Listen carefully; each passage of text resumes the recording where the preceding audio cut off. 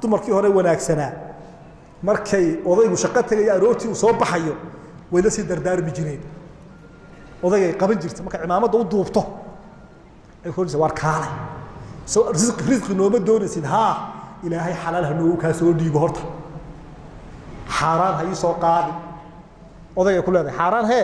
hay soo qaadi adduunka gaajo iyo silic waan qaadi karaa adduunka aakhira saxaraan iyo jahannamo aniga ubadkaygu ma qaadi karna waxa ilaahay noogu ka soo dhiibay xalaal ah haba yaraatee noo keen odaysna lagu soo ambixiye ka warram ilaahay baad ku dhaashay ha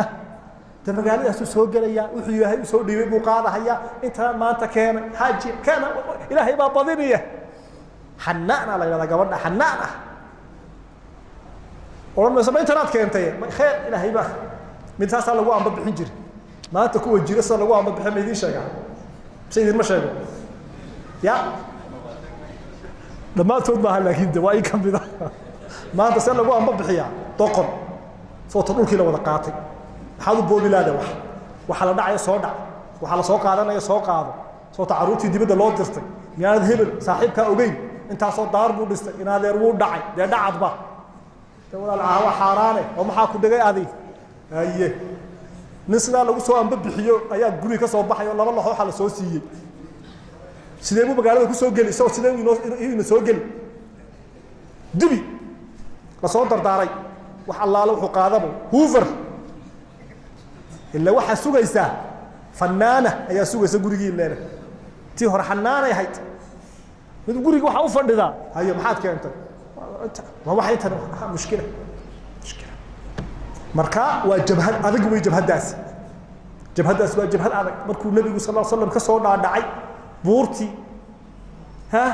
uu jibril saddex jeer luxay akhri xuma akhriyo uu nabigu dhid hareeraha ka da'ay ayaa soo qarqaraya ayuu khadiijo ku soo dhacay maxaa ku helay sidana ugu dhacay oo sidana ugu dhacay nin baa igu yiri malak baan ahay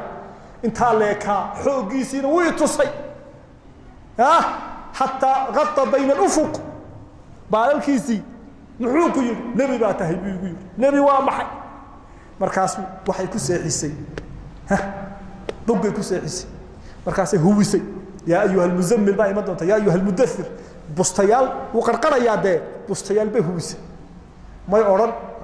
amalka ma tihid nabi ma tihid hayna galay waxaan duulduulaya adoo shaqada haynaga ciyaar shaqada haynaga ilaan ganacsigiibu ayuu hayay ilaan xoolahana iyada lahayd dadaalkan isaga lahaa nabigu sallallahu alayhi wasallam xoolaha haynaga ciyaarin may oranin ay waxay tireen mas'alaas lagu yiri ha